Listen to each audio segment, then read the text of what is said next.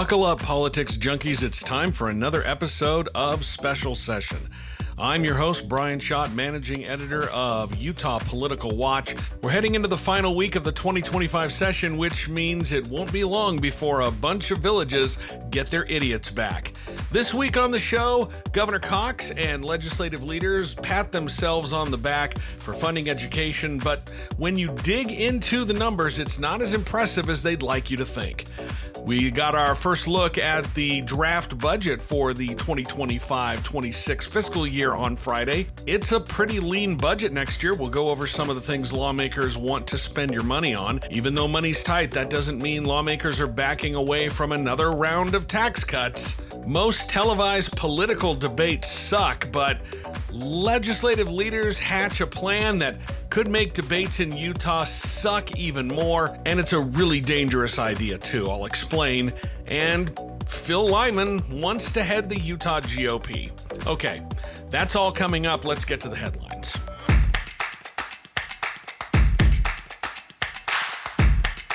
The state's budget came out this week. The final tally is somewhere right around $30 billion. And we'll dig into some of the parts of it here in a minute, but I want to talk a little bit about the education funding piece of it. Because on Friday morning, Governor Spencer Cox and legislative leaders, Speaker of the House Mike Schultz, Senate President Stuart Adams, had a press conference where they were touting how much money they were putting into public education.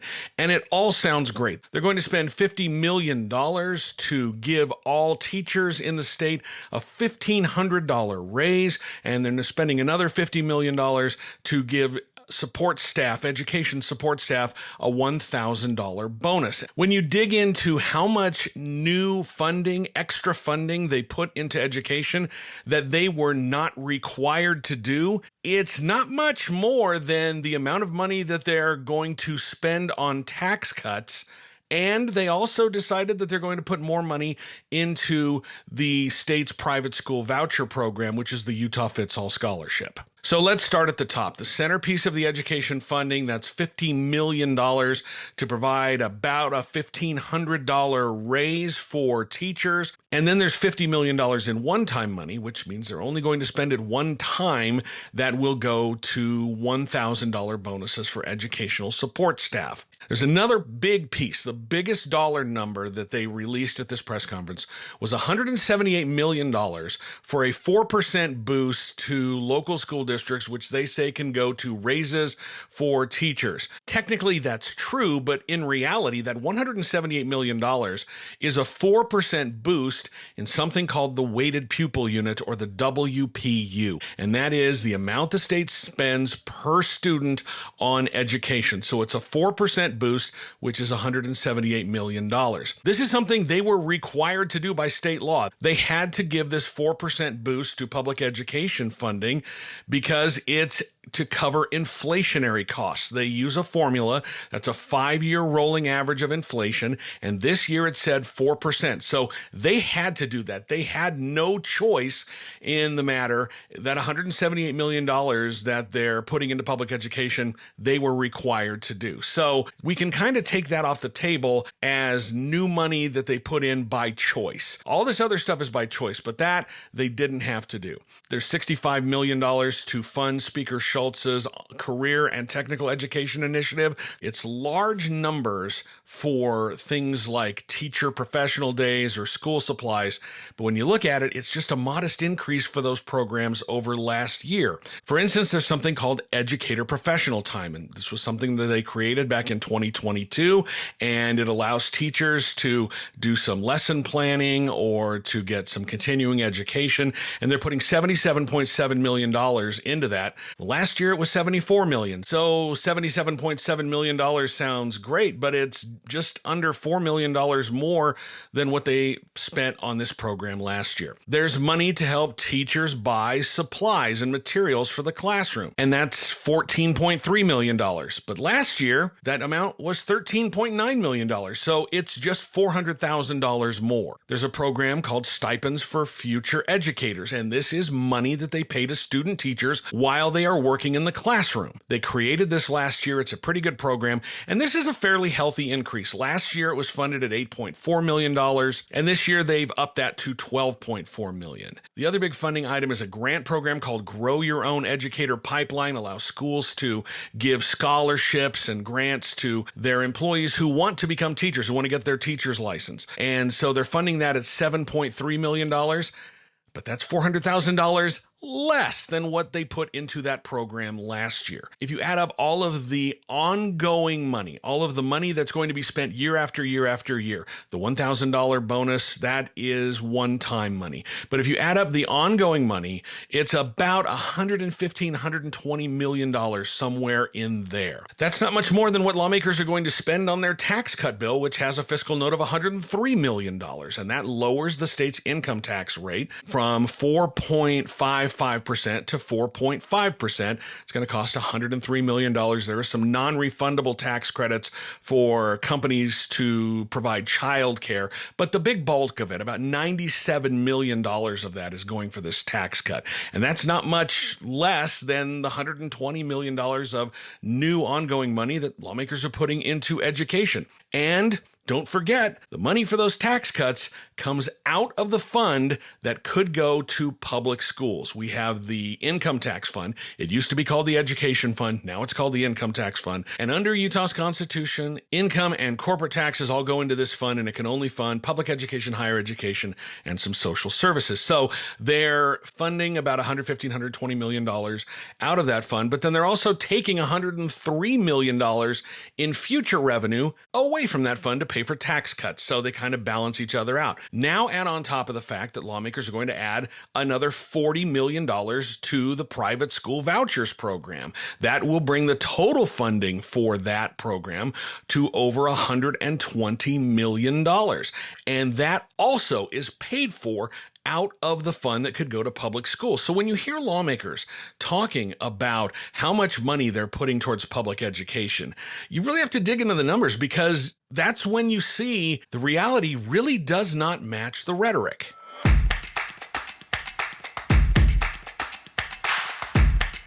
So I told you about the education piece of it, but what else is in the budget that we learned on Friday night? Now, they're not going to make all the decisions until the final day of the session. They still have to decide which bills they're going to fund, so we're not going to know until Friday night what the final budget looks like. So what else is in the budget? Well, lawmakers are still hashing out whether or not they're going to cut taxes on Social Security. That was in Governor Spencer Cox's budget recommendation from last year. There's going to be some form of it. There are reports that they could not tax Social Security on households making up to $90,000 a year or a little more. Cox wanted a complete elimination on that. So that still remains to be seen, but it's clear that Cox is not going to get everything he wants out of the budget. There's also a lot of buildings that they're going to fund in this budget. They'll spend $36.5 million on Convergence Hall. That's going to be a tech hub down at the point of the mountain, which is currently under development. There's an additional $20 million for a first-time homebuyers program. But remember, the revenue estimates came in lower than what they expected for the income tax fund. It was a little bit higher in the general fund and the transportation fund, but not much. So it was going to be a tight budget year anyway. There's just under $2 million to fund operations at a new family homeless shelter in South Salt Lake. There's another $5.5 million in one-time money to fund emergency homeless shelters through this coming summer and next winter. There's about $2 million in one-time money that's going to fund changes in the big election bill that's going to radically change how vote by mail works in the state. The fact that they funded it means it's pretty much going to pass before the end of the session. There's money to fund Operation Gigawatt, which is an initiative from Governor Spencer Cox to double Utah's energy production over the next 10 years. It looks like they're going to be funding that with about $1.75 million to expand geothermal energy production, and then another $1.75 million to expand nuclear energy production. Legislative leaders were calling this a socks and underwear budget, meaning when families have tight pocketbooks around Christmas, you get socks and underwear for Christmas rather than fun things. And they were calling this a socks and underwear budget. Still have money for tax cuts. Also, there's going to be about $100 million that's spent to provide raises for state employees. That's money that they had put away prior to the session for the tax cuts and for the raises. Everything else, if it saw an increase, it was mostly moderate. Most of the big ticket items that is new ongoing money is in education because that's funded out of a different fund than everything else.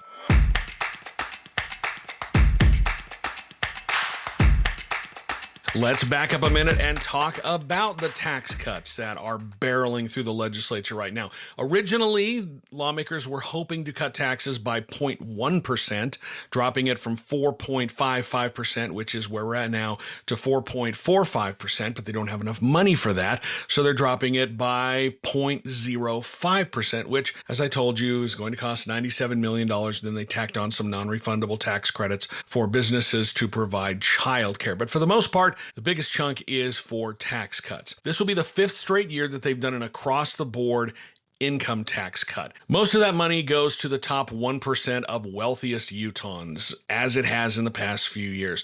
There's an analysis from Voices for Utah Children and the nonpartisan Institute on Taxation and Economic Policy. It shows that the top 1% of income earners who make $882,000 or more per year would receive an average tax cut of $1,900. Meanwhile, the average Utah household, which would have an income of around $81,000, their tax savings in a single year would be about $35 or just over $2 a month. In fact, 31% of the money that they're spending, of the $97 million they're spending each and every year, that, as I told you, can go to public schools or higher education or social services, 31% of that money is going to go to the top 1% of income earners in the state. Since they have started this income tax cutting spree over the past 5 years, the top 1% has seen their overall tax bill drop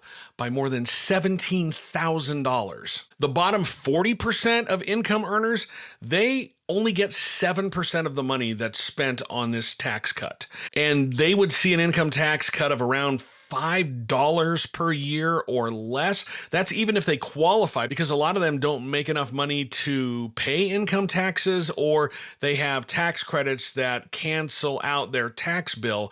And remember, those tax credits are non-refundable, so they don't get the money back. They just don't pay taxes. Most of the money goes to the top 1%, and then everybody else down the income scale gets pennies compared to the $1,900 that on average that people making $882,000 a year or more receive. And these tax cuts not only go to individuals, they go to corporations because they're dropping the individual and corporate income tax rate. And this same analysis concluded these tax breaks, which will be enacted over the last 5 years, almost 95% of them go to companies that are out of state. So this income tax revenue that, again, could be funding education is going to mostly go to the top 1% in Utah or out-of-state corporations.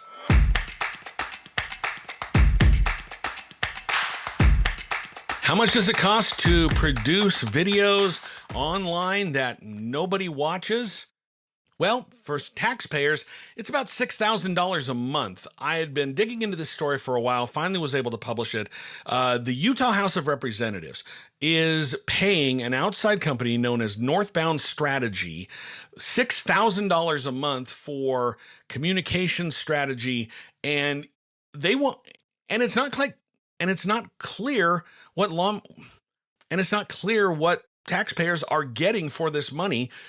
Again, $6,000 a month, $72,000 a year. I reached out to Northbound Strategies. It's run by two people who are very well known in Utah political circles. Barty Carpenter, he's a former TV journalist. He worked for Governor Herbert as his communications head and also ran his 2016 re-election campaign. And then Wesley Smith, who has been a lobbyist. This is the second company that they partnered on together. It's called Northbound Strategy. And they're getting paid $6,000 a month by the Utah House of Representatives for communications consulting, but Carpenter and his company will not tell me what they're doing. The only output that I can find are these videos, very slickly produced videos of Speaker Mike Schultz talking directly to the camera. Speaker Mike Schultz talking directly to the camera on his policy initiatives, about education funding, whatever he deems important. They're about 2.5 minutes long. And that's about it. I can't find any other output for this group or what they do in terms of their consulting. And this is also extremely strange because the Utah House, there are 9 full-time employees of the Utah House, 10 if you count Chief of Staff Avia, 10 if you count the chief of staff, but she's supposed to be for both parties. There are 9 full-time employees who are employed by the Republican majority, and 4 of them have the word communications in their job title. And I looked on the state transparency website, and those 4 employees earned over $400,000 last year in salary and benefits. And so you've got $400,000 a year going to these 4 communications employees, and then you're adding another $72,000 for an outside company who won't tell you what they do. The House would not answer what this northbound strategy does for them. They refuse to answer when I asked how this outside company, what they're doing, how it differs than the 4 employees they're already paying for communications, or how it complements their work. Nobody knows anything. The only thing I can find are these videos of Speaker Schultz, and they sound like this. A wise person once said, "The road to success is always under construction." And here in Utah, we know that's true in more ways than one. Building a robust infrastructure is critical as our state continues to experience rapid population growth. From Cache to Washington County and everywhere in between, Utahns are feeling the strain on our transportation system. That's why this legislative session, we're committed to building on past investments to keep our state moving. But that's not all. It's fascinating. But that's not all. These videos appear to be distributed outside of the official communications channels for the Utah House. They are posted on the House Majority's YouTube page, but that's the only official place you will find them. Everywhere else, they start on Schultz's personal social media. He posts it to his personal Facebook page, he posts it to his personal Twitter page, and then the House Majority reposts those videos with a link back to his personal page. So it's not a stretch to think that this $72,000 a year the taxpayers are shelling out for this communication strategy, communication consulting, it's going to elevate Schultz's personal brand because it shows up on his personal pages and then it's reposted. There's one other outlet, and this is how I was able to figure this story out. There's one other place, and it's a website that looks like a news website. If you're not paying too much attention, it looks like a news website. It's called northboundutah.com, and the videos end up there as well. So for the most part, the main distribution channel for these videos are Schultz's personal social media pages and this Northbound Utah website. And if you look at how much traffic they're getting, they don't crack 100 views. Each one of them is under 100 views. Nobody's watching them. So you, as a Utah taxpayer, are paying $6,000 a month for these videos that nobody's watching, and they won't tell you anything about what this company's doing with that money or what services they're providing.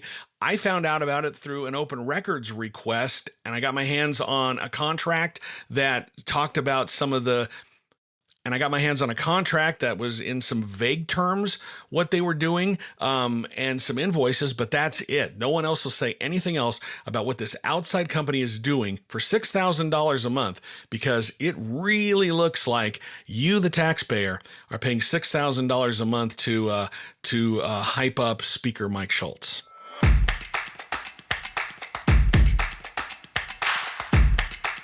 I have a lot of problems with political debates that are televised. They don't do much to inform the voting public. Candidates who are good at speaking can essentially filibuster themselves. If they have a minute to answer a question or a minute and a half to answer a question, they'll just talk for a minute and a half on something other than the question if they don't want to answer it. Governor Spencer Cox is particularly good at this.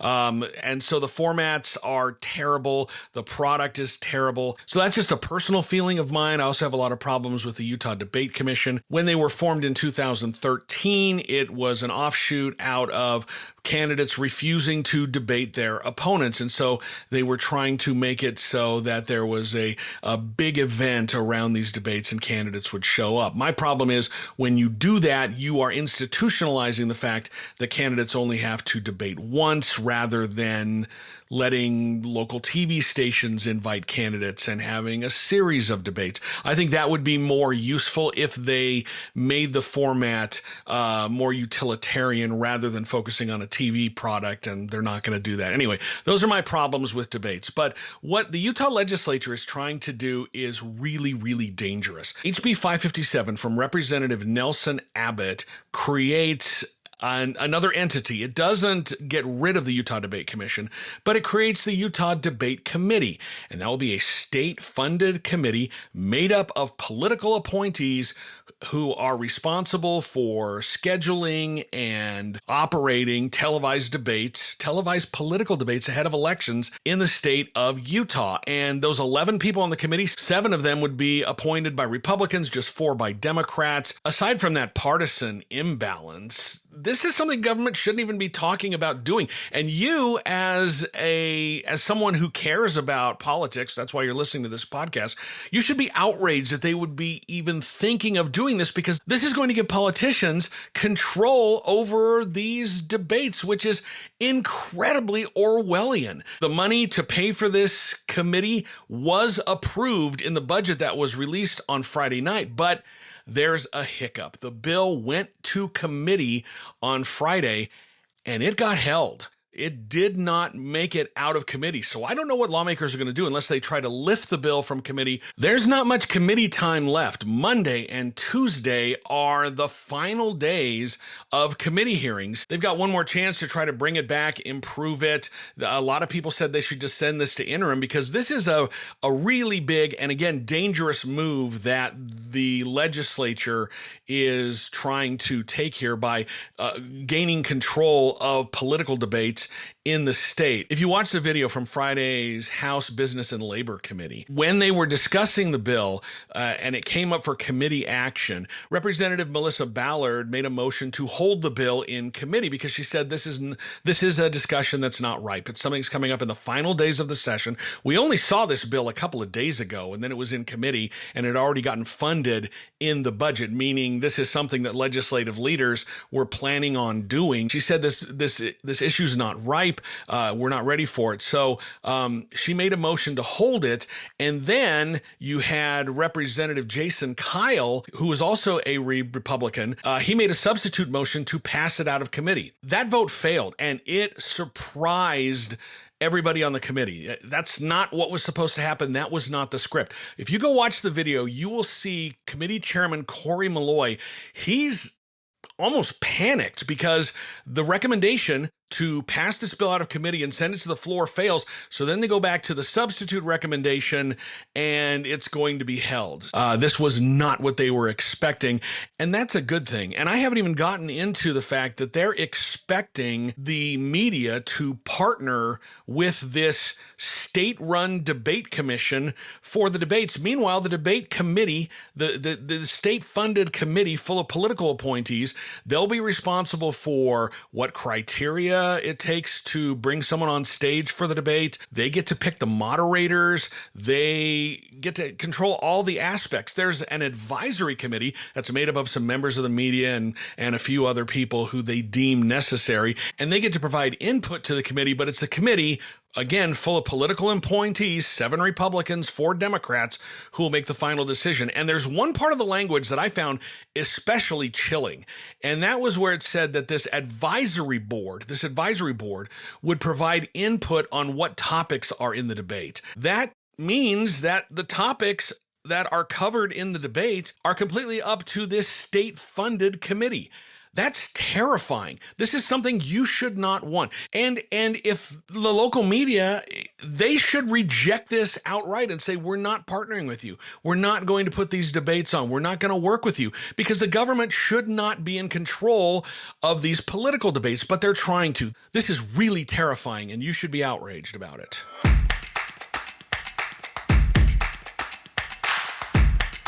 He's back. Phil Lyman. Yep, you know Phil Lyman, former state representative, ran for governor last year, lost in the primary to Spencer Cox, started throwing out wild accusations with no proof behind them that Cox did not get enough signatures to qualify. He's been misrepresenting that. He launched a write-in campaign, got 13% of the vote. Well, now he wants to be the head of the Utah Republican Party. On Thursday night at a meeting of a conservatives group in Davis County, he announced he's running to become the chair of the Utah Republican Party. The convention in May will pick the party's chair for the next 2 years, and Phil Lyman is in the race. The current chair, Rob Axon, he hasn't decided whether he's going to run for another term or not.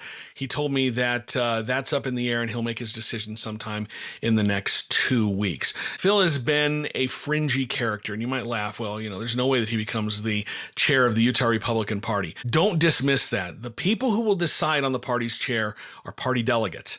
And a big group of those delegates love Phil Lyman. They are big Phil Lyman fans. If you'll remember, they voted for Lyman over Cox at last year's Republican convention by an almost 2-to-1 margin. So he's got a real shot at winning. And I watched this whole hour-and-a-half video of his presentation to this Davis County group. Most of it was relitigating his loss in the 2024 election to Cox, and he's talking about his conspiracy theories or unfounded claims that Cox didn't get enough signatures. Again, there's no evidence to back that up. But if you think about it, if Phil Lyman were to become the next chair of the Utah Republican Party, we may be in for a fascinating couple of years. He's already running for governor. He's already said he's going to run for governor again in 2028. So this would be a chance for him to set himself up. And in that meeting, he said that this is the only way for him to root out the problems in the party, because he and his supporters feel that there is an entrenched group, an entrenched system that favors more establishment candidates like Cox rather than outsiders. And so if you hand the keys of the party to Lyman, he's going to spend 2 years trying to dismantle that. But not only that, for 2 years, you would have the man who lost to Spencer Cox and believes in his heart that Spencer Cox cheated to get on the ballot and that he should be the rightful governor of Utah. You're going to have him in charge of the state Republican Party. That is a recipe for absolute chaos over the next 2 years. And don't discount it. It could absolutely happen because, as I said, delegates love Phil Lyman. I've also been told that Lyman is trying to get his supporters elected as party chairs across the state in the different county parties. You could see the Republican Party, the Utah Republican Party, it's been fairly mainstream over the last 2 years under Axon.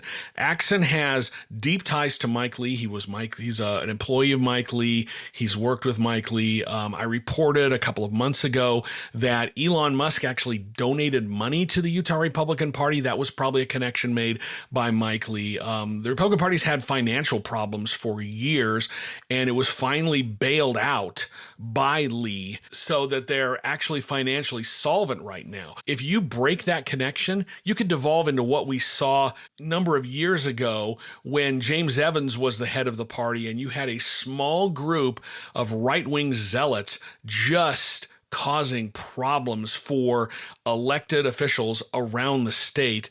They hate the signature path. They would do whatever they could to try and dismantle that. So keep your eye on this. Phil Lyman could be handed the keys to the state's largest political party for the next 2 years.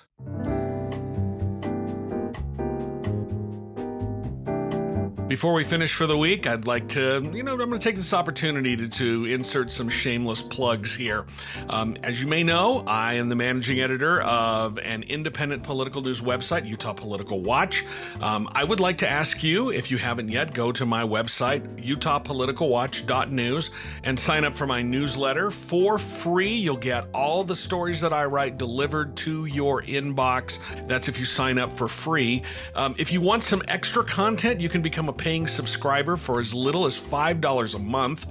For that, you'll get access to my morning news fix newsletter, which is a curated roundup of the top headlines you need to start your day. And during the legislative session, you can get my subscriber-only newsletter, Daily Dispatch, which is a roundup of what happened in the legislature that day, a look at the afternoon headlines, and everything that's coming up the following day. So that's for subscribers as well. All of that is for as little as $5 a month, which is a pretty good deal.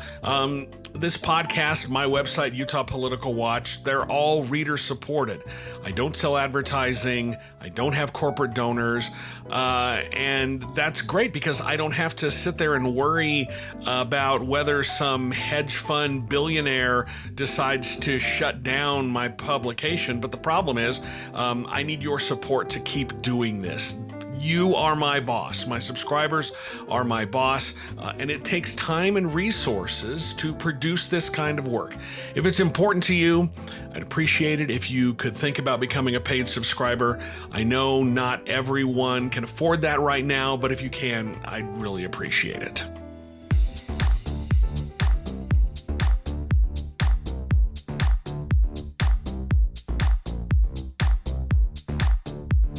And that will do it for this week. If there's a guest you'd like to hear from or a topic you'd like me to discuss, you can send me an email or reach out on social media. I would love to hear from you.